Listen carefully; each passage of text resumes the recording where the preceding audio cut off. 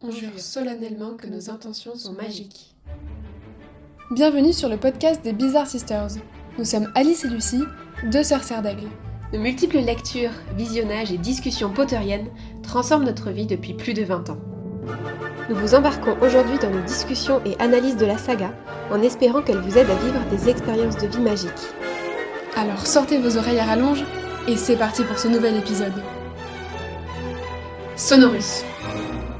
Hello à tous, juste pour information, cet épisode va être en 2 parties. C'était pas prévu à la base, mais en fait, on avait tellement de choses à dire sur les jumeaux et sur leur personnalité et ce qu'ils nous apportent, dans cette saga et dans la vie, de façon générale que voilà, on ne pouvait pas faire qu'un seul épisode qui aurait été beaucoup trop long pour vous, comme pour nous. Donc voilà, 1er épisode aujourd'hui et le prochain pour la semaine, prochaine ou dans 2 semaines. Bonjour à tous, bienvenue sur ce nouvel épisode des Bizarre Sisters. Bonjour Lucie, Coucou! contente d'être avec toi aujourd'hui. Encore une fois, on est bien en décalage horaire. Cette fois, on est sur la même journée, mais c'est rigolo, toujours.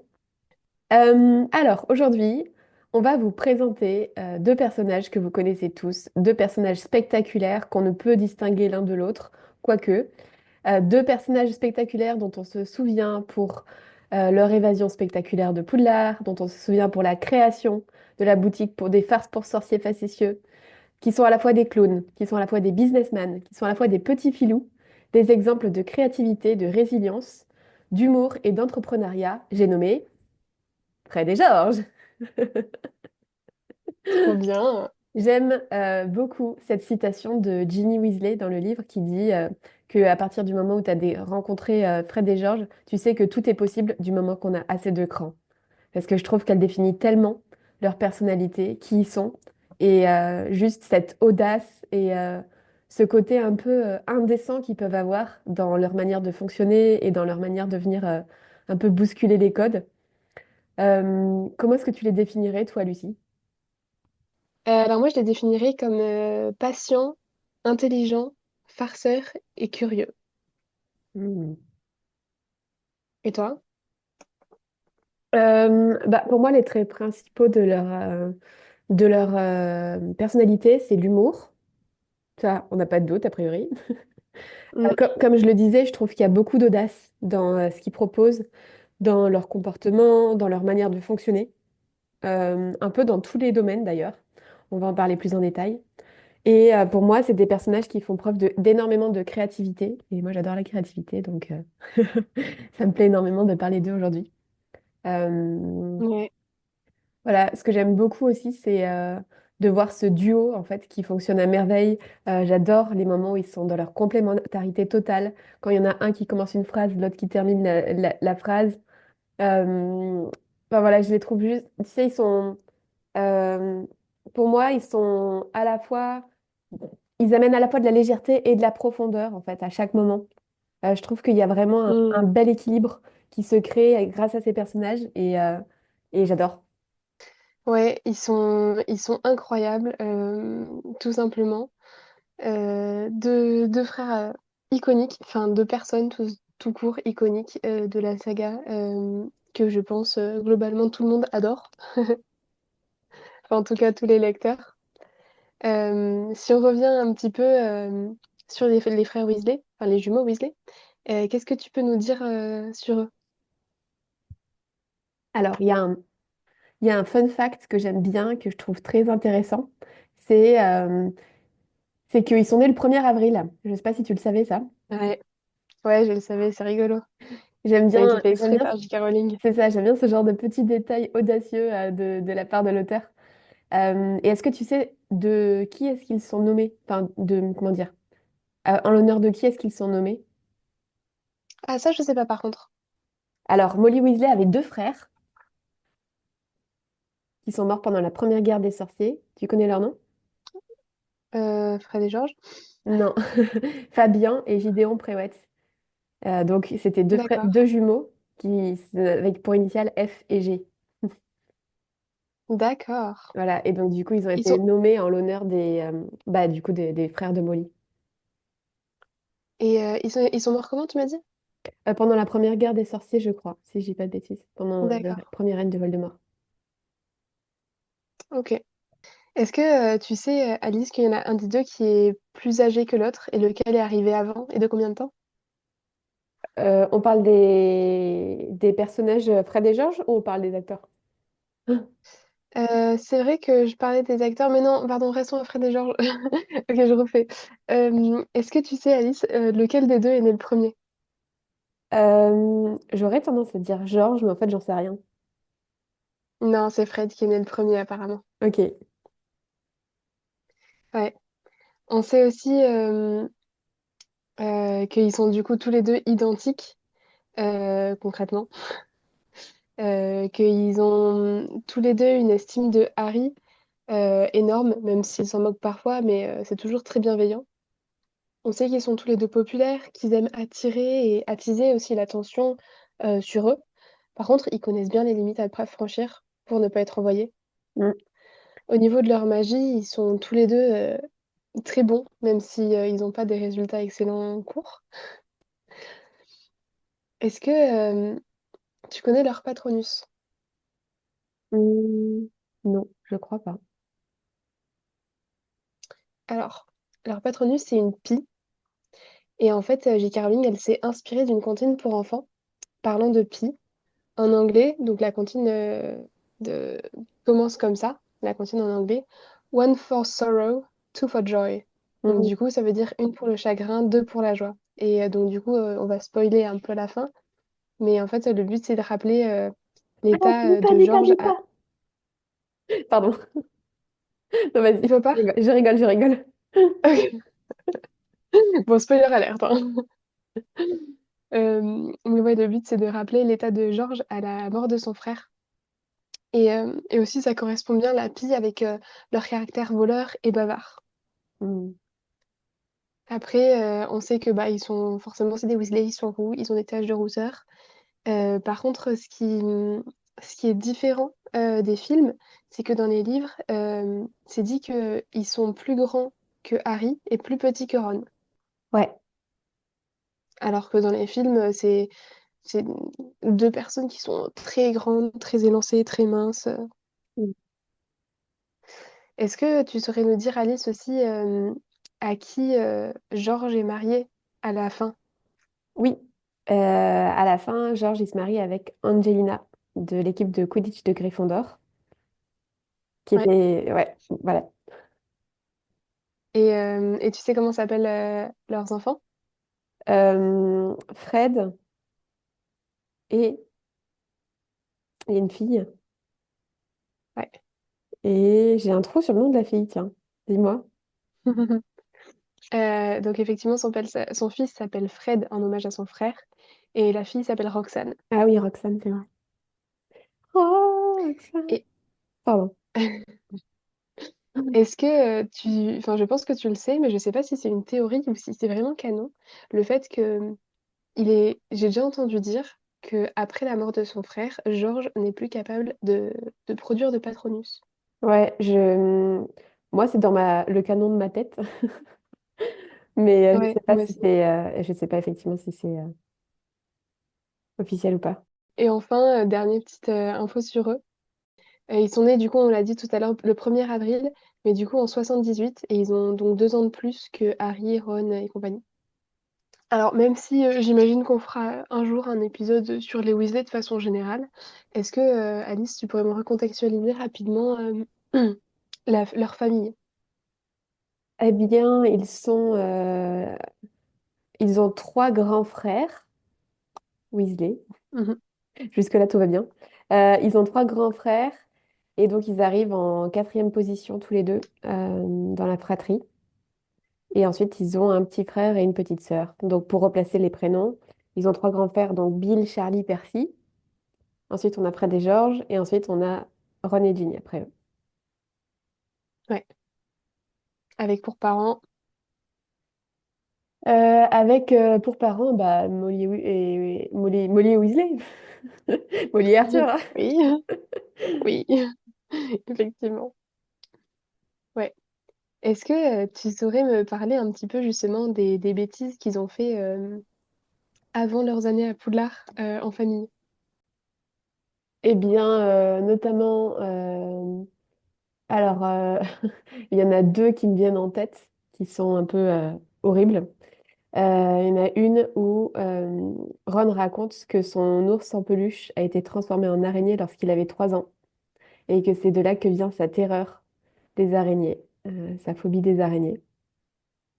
Et Ouais, l'autre auquel je pense, c'est que quand Ron était petit aussi, il raconte dans le 6e tome que on a essayé de lui faire un serment inviolable et que son père a été furieux et qu'il est tout de suite venu empêcher ça parce que c'était vraiment du grand n'importe quoi et qu'ils se sont fait bien enguirlander par le papa.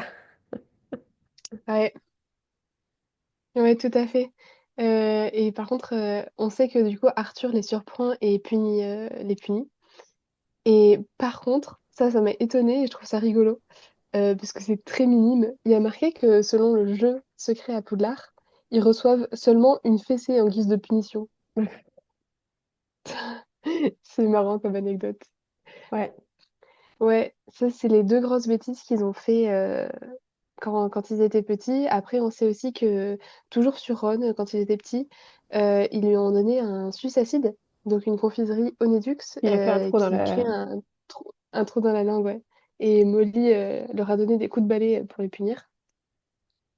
Et on sait aussi, alors je crois qu'ils étaient un peu à Poudlard, mais c'est un moment pendant le réveillon de Noël, ils font éclater une bombe à bouse sous la chaise de la tante Muriel pendant un réveillon de Noël. Et on sait aussi qu'ils Mais concoctent de nombreuses potions dans leur chambre. hmm, Pendant toute la, même pendant leur scolarité, on sait que Ron dit qu'on entend régulièrement des bruits d'explosion dans leur chambre et qu'en fait, ils ouais, pensaient que c'était juste des bruits comme ça, alors qu'en réalité, c'est des créations qu'ils sont en train de faire pour leur boutique, quoi. ouais. Et moi, je voulais te poser une question, Alice, parce que, par exemple, le suce acide qu'ils ont donné à Ron quand il était petit, en fait, ils se procurent ça où quand ils sont petits? Parce que quand t'es plus grand, tu peux l'acheter. Mais quand ils sont petits, j'imagine que éventuellement il a pu en récupérer de ses grands frères. Ils ont pu en récupérer de ses grands frères, mais c'est même pas sûr. Et puis, enfin, quand même, ils font exploser des bombes à bouse, ils font des trucs, des machins. Ça veut dire qu'ils les auront bien récupérés quelque part. Ouais, ben pour moi, ils ont quand même 3 grands frères. Bon, certes, je pense pas que Percy, ça soit le plus à mettre un pied hors de la ligne. Non, on dit pas comme ça. Toe out of line. Euh, j'ai plus l'expression en français. Enfin bref, à franchir la limite de ce qui est autorisé, on va dire ça comme ça.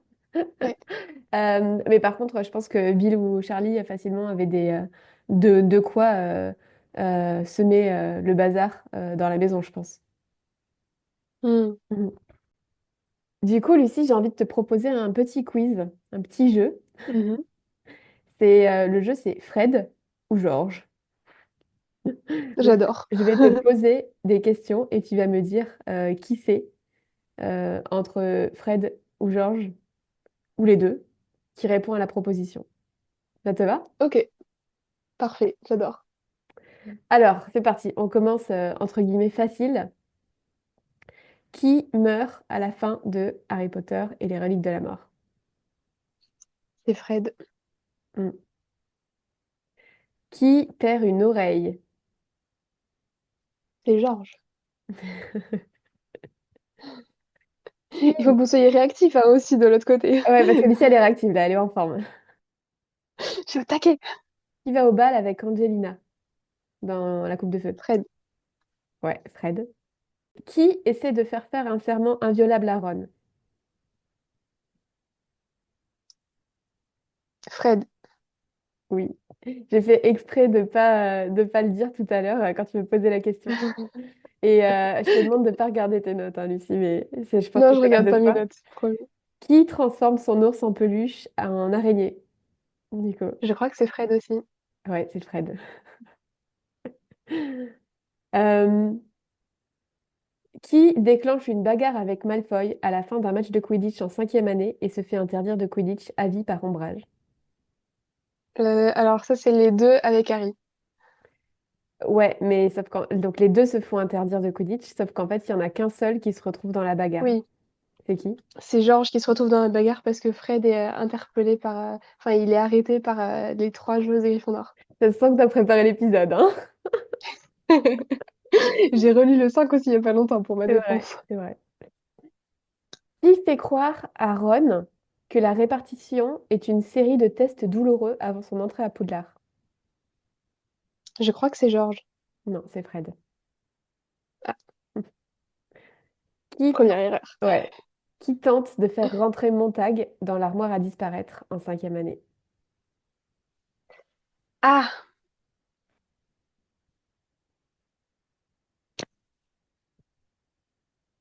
je crois que c'est George. C'est Fred et George. C'était le piège. Ah, ok. Voilà, bah franchement, bravo, hein. Ça se voit que t'as préparé, Mais mais c'était tu très t'es marrant. t'es bien débrouillé. C'était très marrant. Merci de ce petit quiz.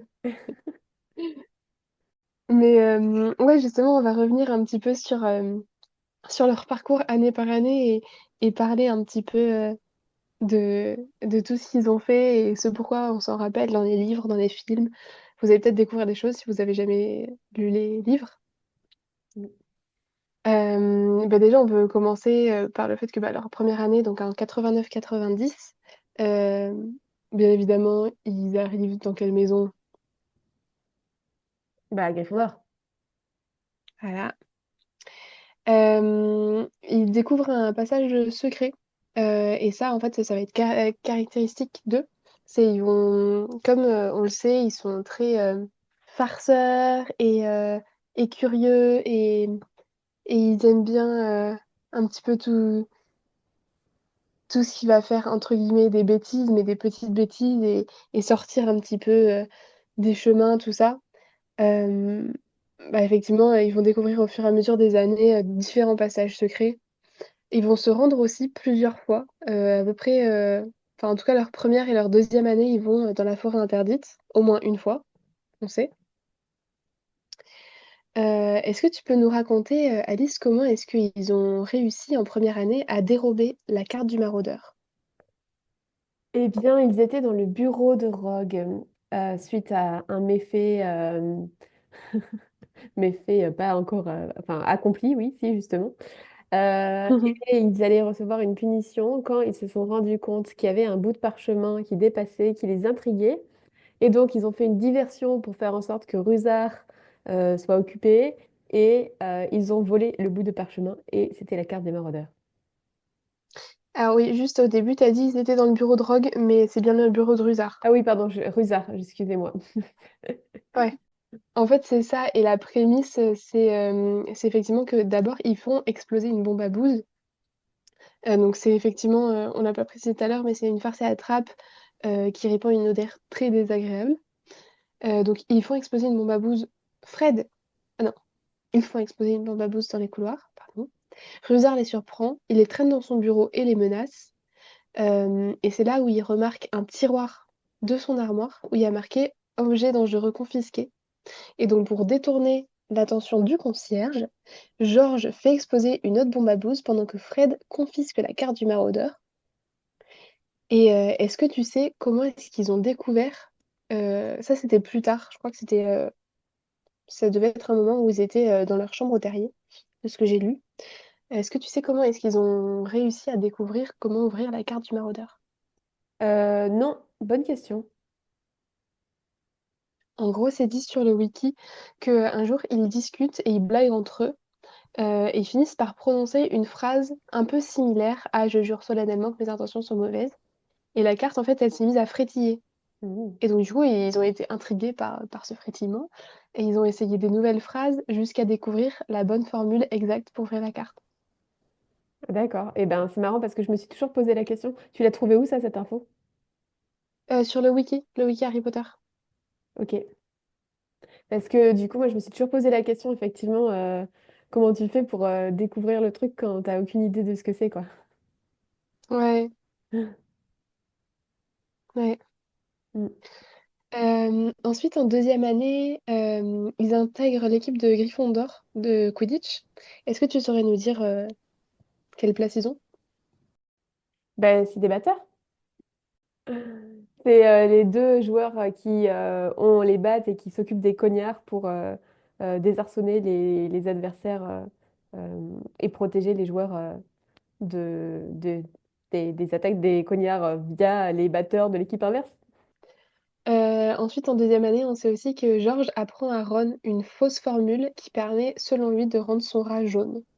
Et donc, ça nous amène à la troisième année, 91-92, qui est la première année à Poudlard pour Harry, Ron et compagnie, où Ron bah, essaye forcément cette formule qui marche pas. Mm. Effectivement, c'est Fred qui dit à Ron que la répartition fait très mal, et il mentionne même un combat contre un troll. Ouais, c'est pas très réjouissant quand même, hein. Non, mais je trouve que c'est marrant qu'il lui ait fait peur comme ça. Enfin, marrant entre guillemets. C'est tellement typique en fait de Fred et George de faire des blagues comme ça en fait. Mm. Et ensuite, est-ce que tu peux nous raconter la scène qui se passe un petit peu euh, juste avant que le Poudlard Express parte, parte du quai 9 trois quarts? Ouais, j'adore cette scène parce qu'elle est que dans les livres. Mm. Et elle est extrêmement drôle en fait. Enfin, enfin, j'adore, c'est le moment où Harry rencontre vraiment les jumeaux pour la première fois, puisque là, il leur parle et tout. Et en gros, Harry, il est sur le quai tout seul, il a traversé la barrière grâce à Madame Weasley, mais bah, il galère un peu avec sa grosse valise. Et Fred et George lui proposent de l'aide. Et donc, il accepte l'aide. Et en fait, il se remonte la frange qui fait apparaître sa cicatrice. Et du coup, après, des gens se rendent compte que c'est Harry Potter. Et donc, du coup, avec un jeu d'énigmes et de oui, non, peut-être, à la Fred et Georges, finalement, et ben, ils se rendent compte que c'est bien lui. Et, et voilà. Et c'est assez comique à lire comme passage. Si jamais vous vous en souvenez plus, je vous invite à le relire. Ça doit être dans le chapitre 6, si je dis pas de bêtises. Ouais, parce que je crois que la répartition, c'est le 7. Ouais. Euh, et ouais, donc juste après ça, ils retournent vers leur famille. Et effectivement, Molly, elle leur demande d'être sage et de ne pas faire exploser des toilettes, par exemple. Je trouve d'ailleurs que c'est une intervention de Molly qui est pas très maligne, parce que du coup, ça leur donne des idées. Moi, j'ai toujours adoré, pareil, ce passage. Enfin, en fait, de toute manière, le début du un comme ça, je l'adore. Ce chapitre où on commence à découvrir les Weasley, à découvrir le monde des sorciers, il est magique, quoi. Ouais, et c'est marrant quand on le relit, effectivement, pas juste la première fois, parce qu'à la première fois, on sait pas trop qu'ils vont devenir importants. Puis il y a beaucoup de personnages, mais quand on les relit, on est en mode waouh. Bah ouais. Et effectivement, du coup, ils vont dire à leur mère qu'ils ont vu Harry Potter dans le train. Et Fred, il se questionne pour savoir s'il se souvient de la tête de Voldemort. Et c'est à ce moment-là que Molly lui interdit de le questionner là-dessus. Tu m'étonnes. Et au moment où ils partent, on sait que Ginny pleure et que Fred lui promet de lui envoyer plein de hiboux. Et quant à Georges, il lui dit qu'il lui enverra un siège de toilette de Poudlard. C'est énorme. Ouais, Et d'ailleurs, on retrouve cette blague à la fin de Harry Potter 1, où quand Harry est ouais, à dans les livres l'infirmerie, aussi. quand Harry est à l'infirmerie à la fin, après avoir vaincu Quirrell, il a et Dumbledore lui dit que les jumeaux Weasley avaient envoyé un siège de toilette un peu en blague, mais bah, que a priori Madame Pomfrey n'a pas trouvé ça très hygiénique, donc elle l'a confisqué. Ouais, C'est comme... ouais. Et il y a plein de petits détails comme ça qui sont marrants. Et notamment, du coup, je disais tout à l'heure que pendant leur première et deuxième année, ils sont allés au moins une fois à chaque fois dans la forêt interdite. Et donc, du coup, ils sont visés par Dumbledore quand, quand ils sont en troisième année et que pendant son discours, il dit que, bien évidemment, l'accès à la forêt interdite est interdit. Mm. On sait aussi dans la première année que, ça c'est pareil, c'est que dans le livre, il faut chanter l'hymne de Poudlard à la fin. Et tout le monde en fait le chante comme il le sent et au rythme qu'il veut. Et en fait, les jumeaux, tu peux nous dire ce qu'ils font? Bah, il chante sur un air d'une marche funèbre, je crois. Euh, Ouais, c'est ça. Et donc du coup, il termine dernier bien après tout le monde. Ensuite, en quatrième année, qui du coup correspond à la deuxième année de Harry, euh, donc on sait déjà que c'est eux qui viennent délivrer Harry avec la Ford Anglia et quand justement Harry et Ron arrivent à Poudlard avec, et que les jumeaux Weasley l'apprennent, ils disent de façon ironique qu'ils auraient pu les prévenir pour venir avec eux. Donc ça, c'est assez marrant, ça relève ils ont envie de briser les règles et de s'amuser. Moi, ce que j'aime bien, c'est qu'il y a un petit détail, justement, quand ils viennent chercher Harry chez les Weasley, c'est que Fred et George, c'est eux qui vont crocheter la serrure Ouais. de la porte de Harry. Et en fait, on se rend compte que ça fait partie de ces trucs où on sait que c'est des très bons sorciers, mais ils négligent pas du tout les petites astuces de Moldus. Et ça, je pense que c'est grâce à leur père, qui est quand même très très fan des Moldus. Mais du coup, ils font vachement attention à tous les petits trucs de Moldus que les sorciers n'ont pas. Et typiquement, bah, ça leur fait des compétences supplémentaires, quoi. C'est comme, par exemple, dans leur boutique, plus tard, on apprend qu'ils ont aussi des jeux de cartes, entre guillemets, de magie, mais pour les moldus, des tours de magie pour les moldus. Et qu'en fait, il dit c'est pour les cinglés du genre de papa. Mais en fait, ils font Mm. attention aussi. Ils ont cette ouverture d'esprit, en fait, que beaucoup de sorciers n'ont pas, de s'intéresser aussi à ce que font les moldus, quoi. Et ça, je trouve ça assez intéressant. Ouais.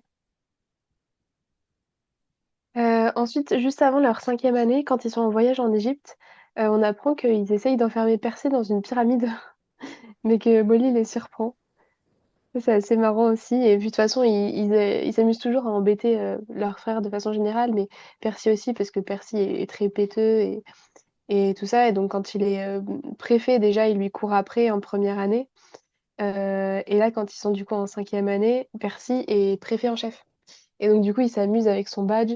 Et au lieu de préfet en chef, donc du coup, l'abréviation, c'est PEC, ils disent que c'est prétentieux et crâneur. Enfin, ce genre de choses, quoi. C'est assez marrant. Bah, du Percy bashing, quoi, normal. Il y a un truc qui est quand même hyper important, c'est que du coup, c'est dans le troisième tome, donc pendant leur 5e année, qu'ils donnent la carte du maraudeur à Harry. Et que Ron nous fait une crise de jalousie en mode oh, gna gna gna, pourquoi ils me l'ont pas donné à moi? Gna gna gna gna gna. Ouais. Et il lui donne la carte du maraudeur, mais aussi il lui montre les passages secrets. Oui, tout à fait. Pour sortir de Poudlard. Ouais.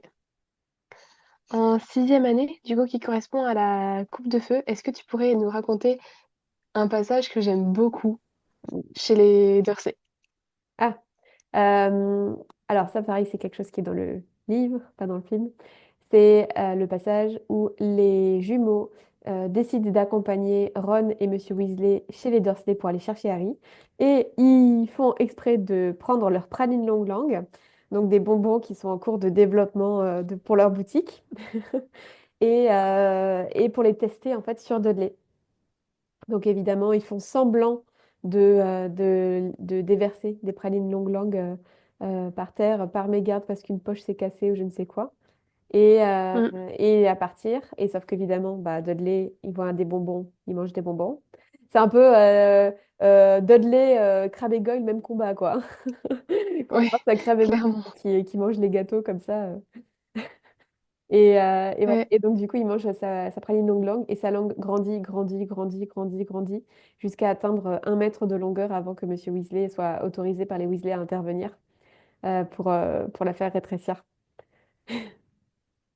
ouais. Et puis c'est marrant parce que du coup, quand Harry revient avec la poudre de cheminette, les jumeaux qui ont dû partir en premier, ils demandent alors, il l'a mangé? Hmm. Et ils veulent trop savoir, enfin, c'est super marrant. Bah, ce que j'aime bien, c'est que c'est aussi ce moment-là, justement, où on découvre qu'ils ont vraiment un projet de faire une boutique, etc.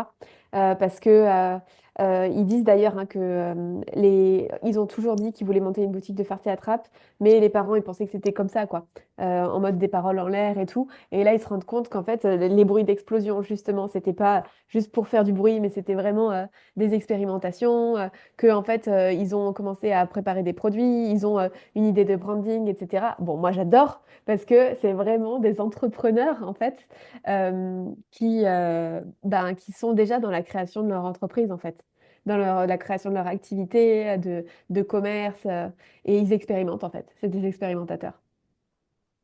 Ouais, clairement. Et c'est fou. Et effectivement, en fait, c'est juste avant leur année, leur 6e année, du coup, que Molly, elle trouve des bons de commande au nom de Weasley, farce sorcier facétieux.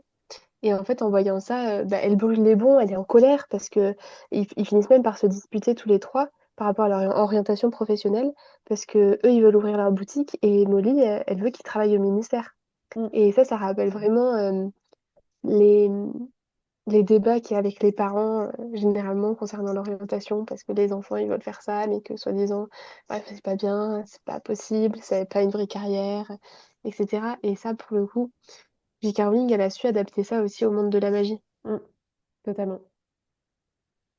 Et justement, tout ce qui concerne leur business, tu dis, ils testent effectivement. Et déjà, on sait qu'ils testent les choses sur eux-mêmes. Et ils vont les tester aussi sur les élèves. Et ça, on le voit.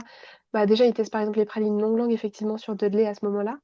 Et l'année suivante, quand ils sont eux en septième année, donc la cinquième année de Harry, c'est là où ils testent et, euh, et ils font découvrir, ils vont faire commercialiser leur boîte à flemme avec tous leurs choix de confiserie qui rendent malades ceux qui en consomment.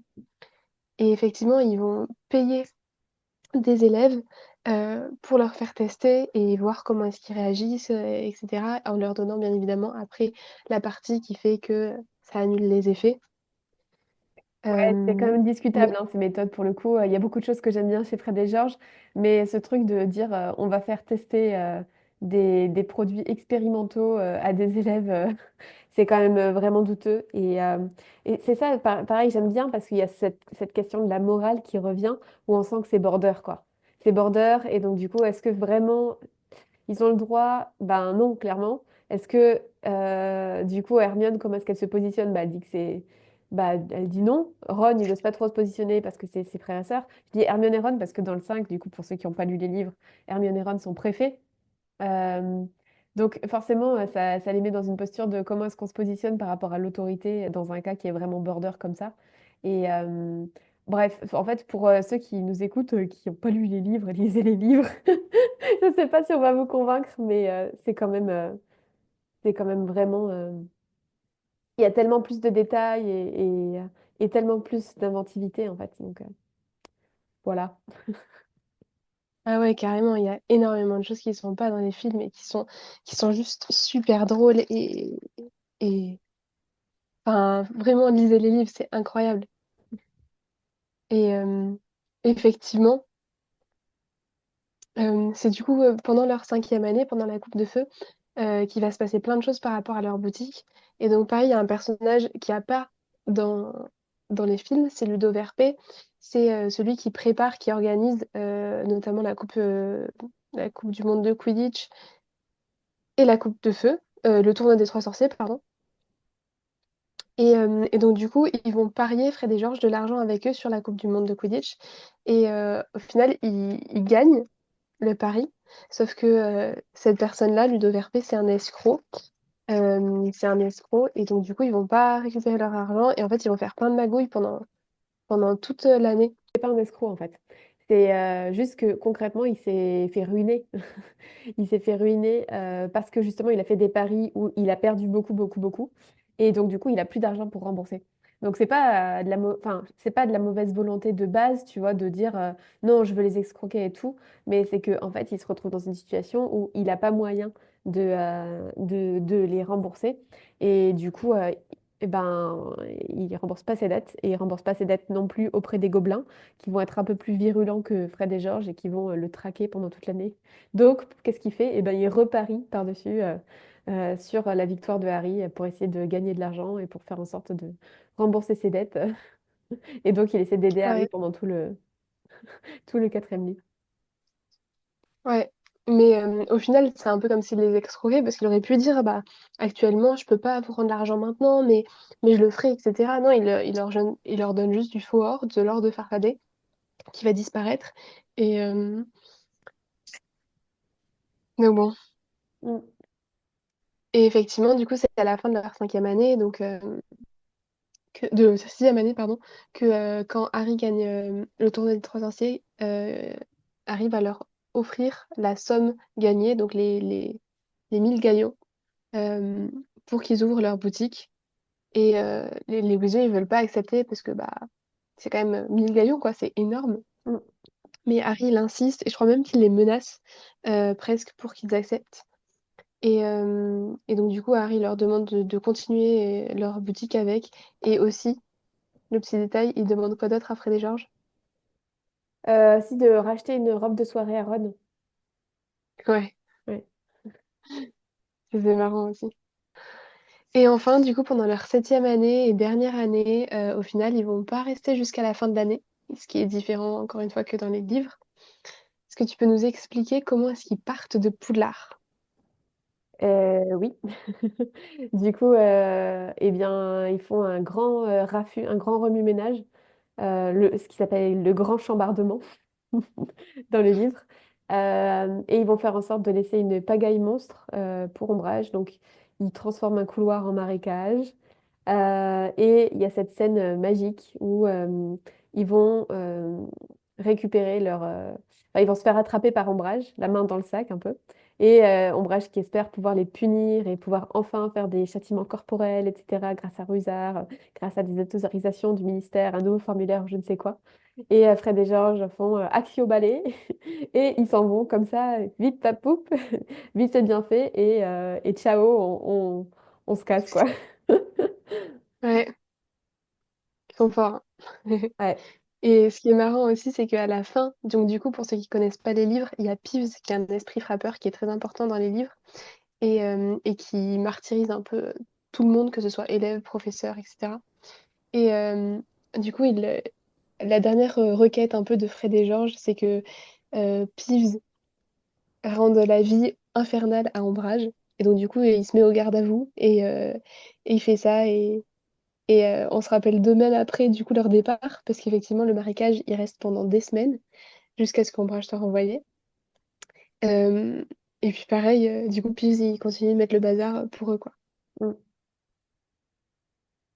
Et surtout, Peeves, c'est la première fois qu'il obéit à des élèves quand Fred et George lui demandent de rendre la vie infernale à cette vieille harpie.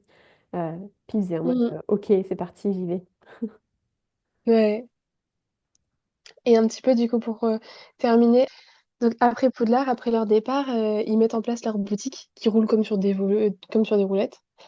Euh, ils continuent de créer des nouveaux objets. On sait, par exemple, des chapeaux boucliers. Et ça renvoie les sorts à l'attaquant en cas de duel. Et le ministère, en fait, le ministère de la magie a été vachement intéressé par ça. Il en a même commandé 500 pour son personnel. Donc en fait, ça marche super bien. Et ce qu'on pourrait croire comme des farces et que seuls les étudiants un peu farceurs veulent acheter, bah non, en fait, le ministère, il est intéressé aussi parce qu'ils font des super produits. Et c'est pas que des choses pour rigoler, quoi. Mais c'est surtout que, en fait, à la base, eux, c'est vraiment les farces et attrapes, de l'humour pour rigoler, etc. Et en fait, petit à petit, ils développent aussi d'autres types de produits. Et justement, c'est là que je trouve ça génial, c'est qu'en fait, c'est vraiment de la créativité à l'état pur, en fait, pour eux. Et du coup, bah, ils vont transformer leur gamme en allant vers des choses qui sont utiles finalement et qui sont utiles à la communauté sorcière par rapport au contexte particulier dans lequel elle se trouve, quoi. Ouais, totalement. Et puis effectivement, on sait déjà que de base, ils étaient engagés avec l'armée de Dumbledore. Mais après, du coup, une fois qu'ils sont plus à Poudlard, ils s'engagent aussi dans l'Ordre du Phénix. Et donc, ils participent aussi à aider l'Ordre du Phénix avec bah, leur création et leurs engagements, en fait. Mm. Chers auditeurs, chères auditrices, nous avons décidé de couper cet épisode en deux parties. Donc, nous allons nous arrêter là pour aujourd'hui et vous retrouverez la suite de notre analyse sur les jumeaux Weasley dans le prochain épisode. Euh, Lucie, t'es prête à continuer sur un deuxième épisode pour la suite? Ah, mais ouais, carrément. En même temps, il y a tellement à dire sur eux. Ils paraissent secondaires, mais en fait, ils sont juste incroyables et ils font tellement partie de l'intrigue. Mm, tout à fait. Et puis, deux personnages en un épisode, ça fait beaucoup quand même. C'est vrai. Ils sont quand même très présents. Parce qu'au final, ils sont quand même deux personnes différentes, même si on les considère comme les jumeaux. Ça reste Fred et George. Tout à fait. Super. Eh ben, on vous dit à très bientôt pour cette deuxième partie sur les jumeaux Weasley. Et en attendant, nous, on n'est pas les jumeaux Weasley, on est les Bizarre Sisters, donc on vous dit enchantement accompli. Les Bizarre Sisters vous retrouvent prochainement dans un nouvel épisode. Et d'ici là, pensez à illuminer votre vie. Lumos.